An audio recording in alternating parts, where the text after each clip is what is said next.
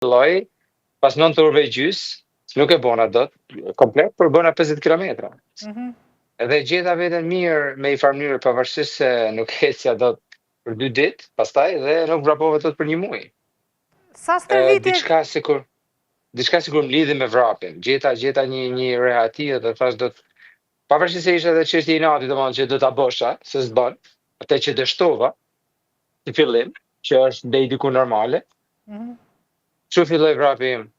Dhe 2 vite e gjysmë më vonë gjendemi në Ksamil ku kemi përshkruar tani 3200 km plus për 45 ditë.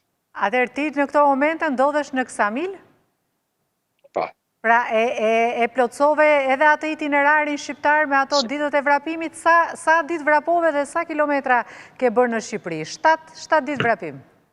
7 ditë në fazën e dytë të projektit, sepse unë në këtë projekt e kisha ndarë me 2 pjesë. Një projekt Tropoja, që ishte të vrapoja nga Cambridge e Anglisë në Tropojën e Shqipërisë, nga shtëpia ku unë banoj, ku babai pushon, dhe pastaj fazën e dytë ishte që të vrapoja nga Tropoja në Ksamil.